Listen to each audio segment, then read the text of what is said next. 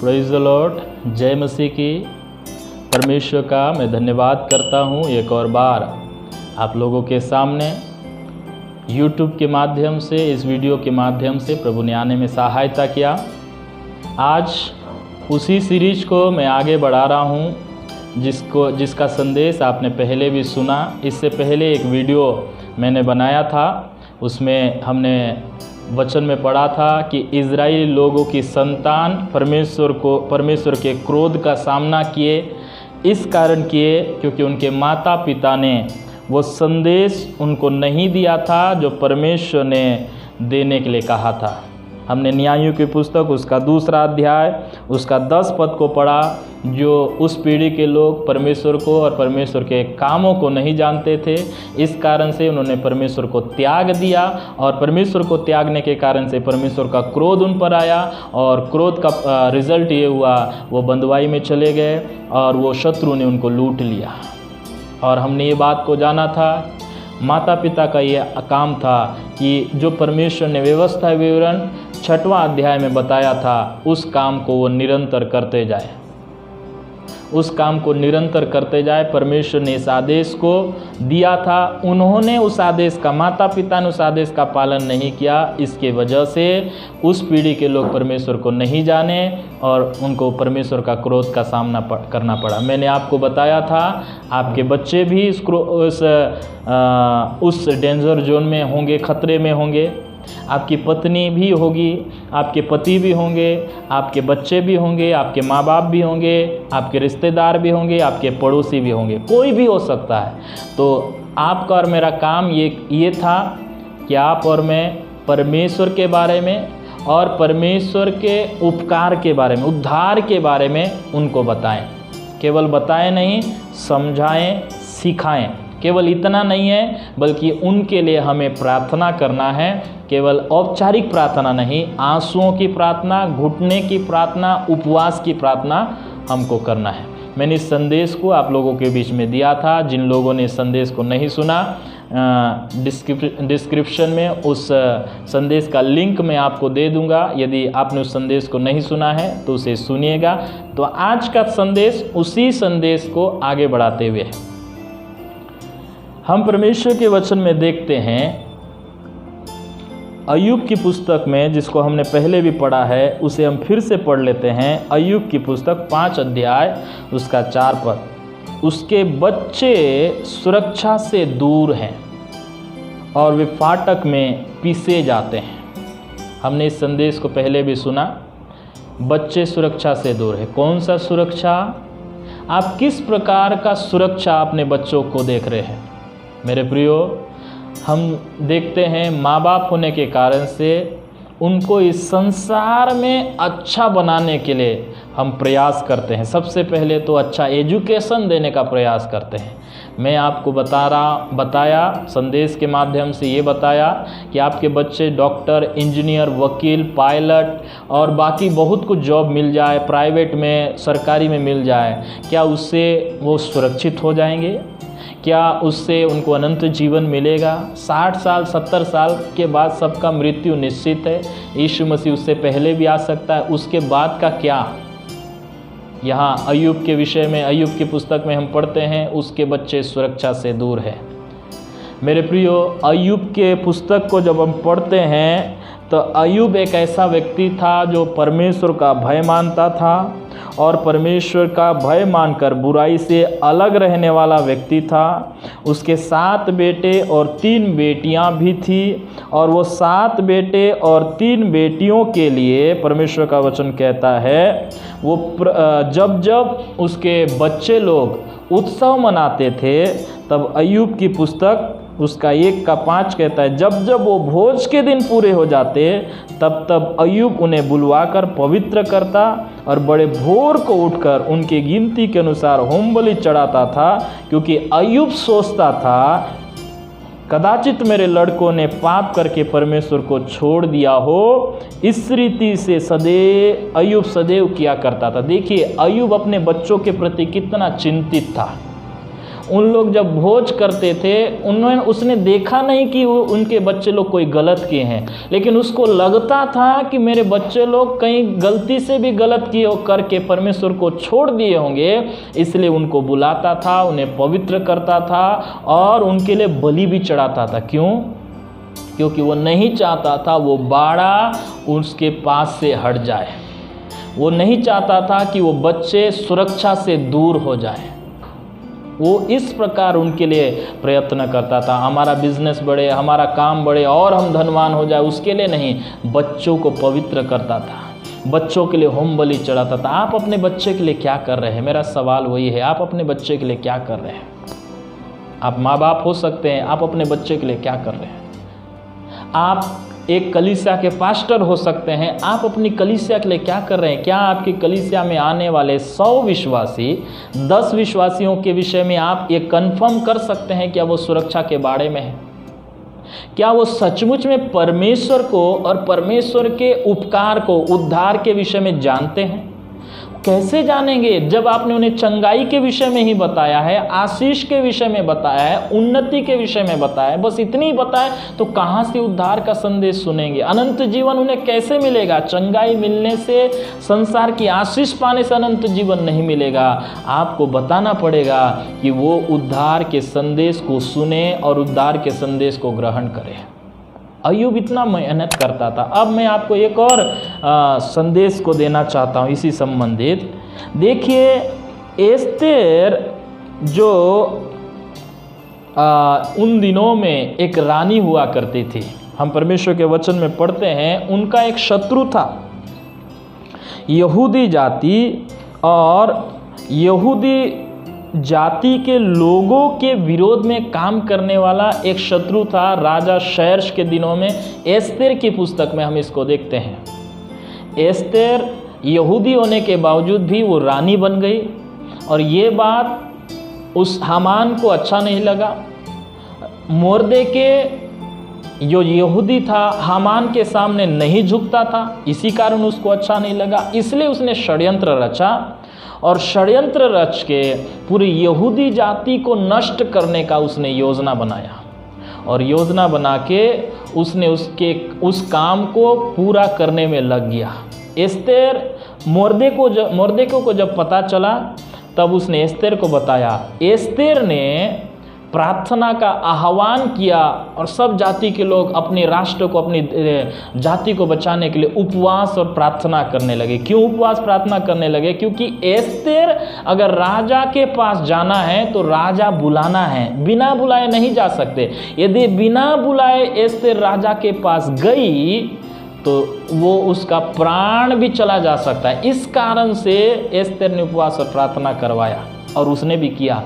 और एस्तेर उपवास और प्रार्थना के साथ परमेश्वर के पास रोए, सब लोगों ने रोया, गिड़गिड़ाया, प्रार्थना किया, राजा के पास गए, और राजा उनकी बातों को जान गया, सुन गया, समझ गया, और पूरे इज़राइल राष्ट्र बच गया। और जिसने विरोध किया था, जिन्हें षड्यंत्र रचा था, वही उसका परिवार सहित समाप्त हो गया। बोलने का मतलब, उसने देखा कि मेरी जाति, मेरे लोग खतरे में हैं, वो नाश होने वाले हैं, वो ख़त्म होने वाले हैं, वो शारीरिक रूप से ख़त्म होने वाले। एस्तेर ने देखा कि मेरे राष्ट्र अब बचने वाला नहीं है यदि मैंने कुछ नहीं किया। तो उसने क्या किया? परमेश्वर के सामने प्रार्थना करना शुरू किया, और सब लोग 3 दिन का उपवास रखे, प्रार्थना उपवास किए, और मेरे प्रिय उसका प्रतिफल हो गया, इज़राइल राष्ट्र बच गया। बोलने का मतलब, उसने देखा कि वो खतरे में है, तो मैं रानी हूँ तो मैं बच जाऊंगी बोल के वो चुपचाप नहीं रही। मैं रानी हूँ तो मेरा तो कुछ नहीं होगा, बाकी लोग नाश हो जाएंगे, अब मैं तो सुरक्षित हो गई हूँ बोल के उसने ऐसा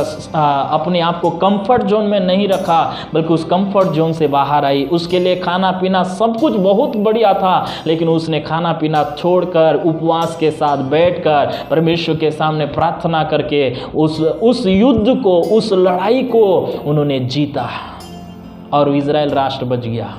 आज मेरे प्रियो, आपका गांव नष्ट हो रहा है, आपका परिवार नष्ट हो रहा है, वो खतरे की निशानी पर है, वो नरक की ओर जाने वाले हैं, आग की ओर जाने वाले हैं। उनके लिए आप क्या कर रहे हैं?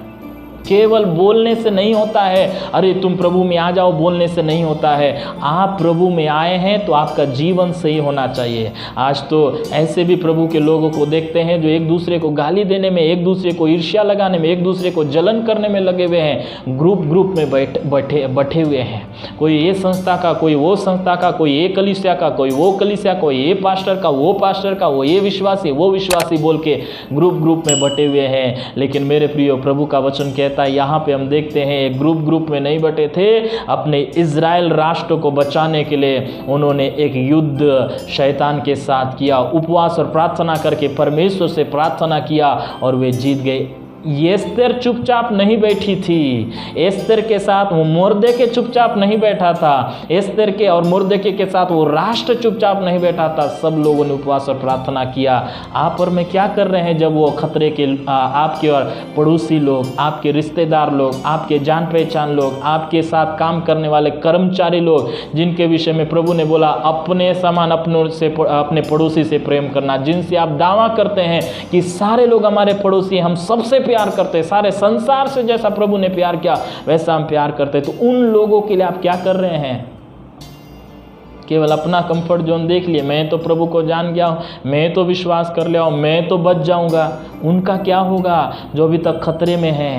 उनका क्या होगा जो उस अनंत विनाश की ओर जा रहे हैं? आप और मैं क्या कर रहे हैं? अपने लिए देख लिया, अब मेरे लिए नौकरी हो गया, मेरे लिए घर हो गया, मेरे लिए परिवार हो गया, मेरे लिए चर्च भवन हो गया, बस इतनी तक सीमित है। बाकी लोगों का क्या? उनके बचाव के लिए क्या कर रहे हैं? क्या एस्तेर के समान उपवास और प्रार्थना में लग गए हैं क्या? कम से कम सप्ताह में एक दिन उपवास और प्रार्थना अपने गांव के लिए, अपने देश के लिए, अपने जिला के लिए, अपने ब्लॉक के लिए, अपने लोगों के लिए, अन्य जातियों के लिए, अविश्वासियों के लिए, अपने पड़ोसियों के लिए कर रहे हैं क्या? उपवास और प्रार्थना कर रहे हैं क्या? या आपके पास भी टाइम नहीं है? आपका नौकरी, आपका बिजनेस उसी में खो गए हैं। इजरायली लोग वैसे ही खो गए थे, अपने बाल बच्चों को समझाना सिखाना छोड़ के, चर्चा करना छोड़ के, प्रभु ने जो आशीष दिया उसमें खो गए। आप भी वैसे ही कर रहे हैं क्या? प्रभु ने मेरे को तो नौकरी दे दिया, अब मुझे कोई टेंशन नहीं। प्रभु ने मेरे को अच्छा घर दिया, अब मेरे को कोई टेंशन नहीं। प्रभु ने मेरे को अच्छा चर्च भवन दे दिया, मेरा कोई टेंशन नहीं। प्रभु ने मेरे को बहुत अच्छा कलीसिया दे दिया, मेरे को कोई टेंशन नहीं। ऐसा स्वार्थीपन जीवन जी रहे हैं या दूसरों के बचाव के लिए कुछ कर रहे हैं? क्या कर रहे हैं? ये सवाल अपने आप से कीजिए, मैं क्या कर रहा हूँ?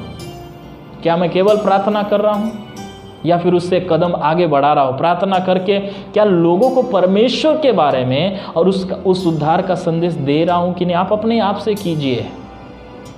कितने लोग खतरे में हैं मेरे प्रियो? आदम की पत्नी हव्वा खतरे में थी। उसके साथ रहते हुए आदम हव्वा साथ में, उस जगह में 2 ही जन थे, लेकिन सर्प आया, उसे बहका दिया। आदम उस जगह का मुखिया था, उसने सर्प को आने की अनुमति क्यों दी? अगर सर्प आया भी तो हव्वा उसको उसकी बात सुनने से मना क्यों नहीं किया? उसकी पत्नी खतरे में थी और चुपचाप था। उसकी पत्नी खतरे में थी और उस आज्ञा को तोड़ने के बाद उस फल को इसने भी खाया। आप और मैं भी शांत बैठे हैं। आपकी पत्नी बर्बाद हो रही है, आपकी पत्नी प्रभु से दूर हो रही है, आपकी पत्नी नाश हो रही है, दूर बैठे हो क्या आप भी? या आपका पति बर्बाद हो रहा है, आपका पति आज नशा में, आपका पति आप गाली देने में, आपका पति आज प्रभु से दूर है, वो डेंजर जोन में, खतरे में है, और आप क्या कर रहे हैं? चुपचाप हैं क्या? उसके लिए उपवास कीजिए, उसके लिए प्रार्थना कीजिए। एक दिन नहीं, जिंदगी भर उसके लिए उपवास और प्रार्थना कीजिए। जिंदगी भर उसके लिए प्रभु के सामने रोइए। ये मत सोचिए अब ये नहीं बदलेगा, बदलेगा। लेकिन आपका विश्वास कहाँ है? आपका समर्पण कहाँ है? आपका उपवास कहाँ है? 2 दिन उपवास की खत्म। मेरा पति नहीं बदल रहा है, मेरे बच्चे नहीं बदल रहे, मेरी पत्नी नहीं बदल रही, मेरा परिवार नहीं बदल रहा है। 2 दिन का उपवास, 2 दिन का प्रार्थना। यीशु मसीह 3.5 साल सेवकाई किए। यीशु मसीह मात्र 3.5 साल सेवकाई किए, लेकिन 3.5 साल की सेवकाई के लिए 30 साल का समर्पण करना पड़ा। 30 साल का समर्पण के पश्चात ही 3.5 साल का सेवकाई मिला। और हम 3 दिन का प्रार्थना को, 3 दिन का उपवास को लेके हम ये सोचते हैं सब कुछ एकदम बदल जाएगा, एक दिन में बदल जाएगा। कुछ एक दिन में नहीं बदलेगा। बदलना है तो धीरज आपके अंदर में होना है। धीरज धर के प्रार्थना में लगे रहिए, विश्वास के साथ प्रार्थना में लगे रहिए। शैतान को लड़ना है तो शैतान ऐसे ही उसे छोड़ेगा नहीं। शैतान ऐसे ही और जिसको बंधन में रखा उसे छोड़ेगा ऐसा मत सोचिए। बड़ा मलयुद्ध करना है, लड़ाई करना है परमेश्वर के अधीन होके, प्रार्थना में, उपवास में रह के। प्रभु का वचन कहता है संसार के ईश्वर ने उनकी बुद्धि को अंधा कर दिया है ताकि परमेश्वर का तेजोमय सुसमाचार उन तक ना चमके। आज सुसमाचार सुना रहे, नहीं चमक रहा है। क्यों नहीं चमक रहा है? क्योंकि उनकी बुद्धि को अंधा कर दिया है। दुष्ट आत्मा अंधा करने वाला दुष्ट आत्मा को डाल दिया तो कहाँ तेजोमय सुसमाचार को देख पाएगा? उसके लिए आप प्रार्थना कीजिए, इस गांव का, इस शहर का, इस जिला का, इस देश का, उस अंधकार का हाकिम जो बंधुआई में लेके चल रहा है उसका बंधन टूट जाए। प्रभु का वचन कहता है ये जाति बिना उपवास और प्रार्थना के नहीं निकलेगी। ये दुष्टात्मा रूपी जाति जो लोगों को बंधन में रखती है, बिना उपवास के, प्रार्थना के वो नहीं निकलेगी। उसके लिए उपवास और प्रार्थना कीजिए। आपका पति प्रभु से दूर है, वो बंधन में है, उसके लिए प्रार्थना कीजिए। आत्मिक बंधन में है, उसके लिए प्रार्थना उपवास कीजिए ताकि वो बंधन टूट जाए। आपकी पत्नी प्रभु से दूर है, आप उसके लिए उपवास और प्रार्थना कीजिए ताकि वो बंधन टूट जाए, उनका आंख खुल जाए। आपके बच्चों को आपने सही दिशा नहीं दिखाया इसलिए वो बंधन में है। कोई बात नहीं, अभी भी कुछ नहीं बिगड़ा है, उसके लिए उपवास और प्रार्थना कीजिए सीरियस होके। जैसे आप उसकी नौकरी के लिए सीरियस हैं, जैसे आप उसकी पढ़ाई के लिए सीरियस हैं, जैसे आप उसकी अच्छी ज़िंदगी के लिए सीरियस हैं, तो उसी प्रकार आत्मिक जीवन के लिए भी सीरियस होकर उसके लिए भी रोइए, गिड़गिड़ाइए, प्रार्थना कीजिए प्रभु से, ताकि उस व्यक्ति के जीवन में, उस बच्चे के जीवन में, उस माता पिता के जीवन में, भाई बहनों के जीवन में, आपके पड़ोसी के जीवन में, आपके दोस्तों के जीवन में, आपके ऑफिस में जितने भी शैतान के बंधन है वो बंधन खुल जाए, वो बुद्धि खुल जाए, वो आँख खुल जाए। और ये आपसे और मेरे से नहीं होगा, प्रभु से होगा। लेकिन उसके लिए क्या कर रहे हैं? मैं एक और उदाहरण देना चाहता हूँ। योना परमेश्वर की आज्ञा को ना मानकर, निनवे को ना जाकर तरशीश को जा रहा था। तरशीश को जाने के लिए जहाज में बैठा, वहाँ आंधी चला, तूफान चला, नाव डूबने लगी। लेकिन क्या करने लगा? सब लोग बचने के लिए सामान फेंकने लगे, अपने अपने ईश्वरों की याद करने लगे, और ये योना सो रहा था। हम में से बहुत सारे लोग सो रहे हैं। आप जिस सफ़र में हैं, आपके साथ आपके पड़ोसी, आपके दोस्त, आपके मित्र, आपके कर्मचारी लोग आपके साथ सफ़र कर रहे हैं, लेकिन वो नाश हो रहे हैं और आप सो रहे हैं। वो नाश हो रहे हैं, आप अपने आप में बिजी हैं। वो नाश हो रहे हैं, आप अपने काम में बिजी, अपने परिवार में बिजी, अपनी नौकरी में बिजी, अपने संसार में बिजी हो गए हैं। वो नाश हो रहे हैं, आप सो रहे हैं, योना की तरह सो रहे हैं। वो नाश हो रहे हैं, निनवे के लोग नाश हो रहे हैं, आप निनवे को ना जाके आप कहीं और जा रहे हैं। ये तो पास्टर का काम है, मत बोलिए, मत भी सोचिए, ये पास्टर का काम नहीं है। प्रभु ने जो जिम्मेदारी आपको दिया बस उतना कीजिए। आपको प्रभु ने एक पास्टर के रूप में या एक सेवक के रूप में आपके ऑफिस के बीच में रखा है।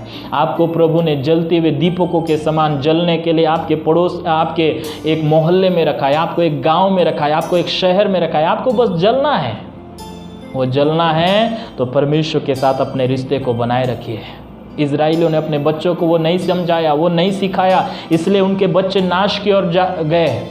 यदि आप और मैं भी आप और मैं भी यही काम करेंगे, शायद आपके बच्चे नाश की ओर जा सकते हैं, आपकी पत्नी नाश की ओर जा सकती है, आपका पति नाश की ओर जा सकता है, आपके दोस्त नाश की ओर जा सकते हैं, आपके साथ आपके कर्मचारी लोग नाश की ओर जा सकते हैं, आप भी नाश की ओर जा सकते हैं यदि आप भी याद ना रखें तो। मेरे प्रियो, डेंजर जोन, खतरे की निशानी। ये खतरा कुछ नहीं है जो अभी संसार में है। कोरोना रूपी खतरा से लोग बचने के लिए इतना उपाय किए, तो पाप रूपी खतरा से जो नरक की ओर ले जाएगा, आग की ओर ले जाएगा, उसके लिए क्या उपाय कर रहे हैं? मेरे प्रियो, आप देखिए, उसके लिए कोई उपाय नहीं है यीशु के सिवाय। आप यीशु के सिवाय कोई और उपाय नहीं देख सकते हैं। एस्तेर अपनी जाति को बचाने के लिए उपवास और प्रार्थना करना शुरू की और उनका उपवास और प्रार्थना का रिजल्ट आ गया। मेरे प्रियो, ऐसे बहुत सारे प्रभु के लोगों के विषय में हम देख सकते हैं। अब्राहम ने अपने भतीजे लूत के लिए प्रार्थना किया, उसके परिवार के लिए प्रार्थना किया, जिद्दों के प्रार्थना किया, उसकी प्रार्थना सुनी गई, लूत और उसका परिवार बच गया। आप और मैं क्या कर रहे हैं? आप सोचिए, आप अपने बारे में सोचिए। योना के तरह सो रहे हैं, योना के तरह भाग रहे हैं, या आदम के समान बेफिक्र हैं, यहूदा के समान तो नहीं हैं। अब हम दूसरों के बारे में बोल रहे हैं, अपने बारे में सोचिए, क्या आप डेंजर जोन में नहीं हैं? क्या आप खतरे में तो नहीं हैं? देखिए, खतरे में वही है जो प्रभु के पास होते हुए भी खतरे में लोग हैं। यहूदा प्रभु के पास 3.5 साल तक था, फिर भी खतरे में था, एक दिन नाश हो गया।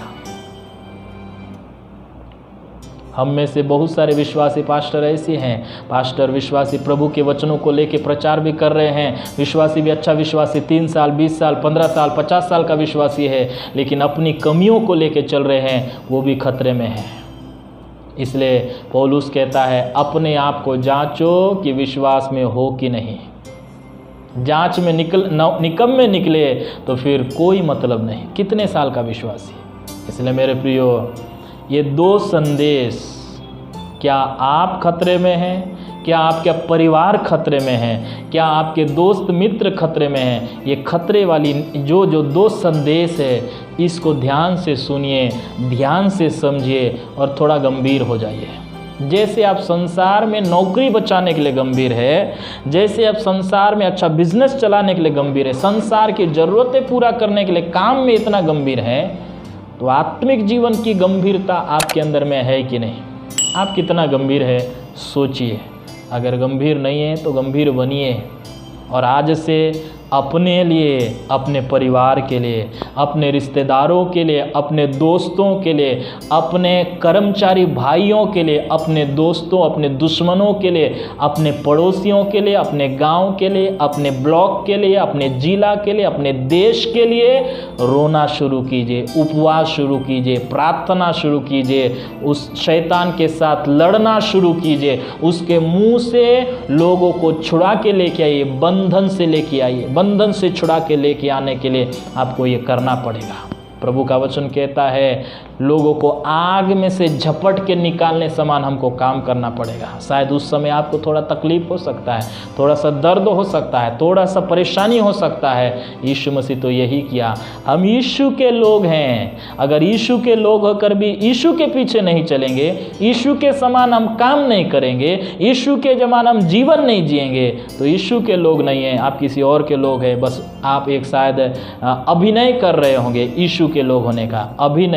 अभिनय नहीं चाहिए, एक सच्चा विश्वासी चाहिए, यीशु के पीछे चलने वाले। मसीह है, मसीहत होना चाहिए आपके अंदर में, मसीह के पीछे चलना हो आपको आना चाहिए। यदि आप अभी तक नहीं समझे हैं तो बार बार इस संदेश को सुनिए, बार बार प्रभु के सामने प्रार्थना कीजिए, प्रभु मुझे बता मैं कहाँ गड़बड़ हूँ, प्रभु मुझे बता, मुझे करेक्ट कर। प्रार्थना कीजिए, उपवास कीजिए, इस संदेश को सीरियसली लीजिए, नहीं तो आप भी खतरे की निशानी में हैं, आपको भी नाश की ओर जाना पड़ेगा। आपका परिवार को बचाना है तो आप उनके लिए प्रार्थना उपवास करना शुरू कीजिए, उनको वो बातें बताना शुरू कीजिए जो बताना चाहिए परमेश्वर के बारे में, परमेश्वर के उद्धार के संदेश के बारे में। इजराइली लोगों ने अपने बाल बच्चों को नहीं बताया, नाश हो गए। क्या आप चाहते हैं आपके बच्चे नाश हो?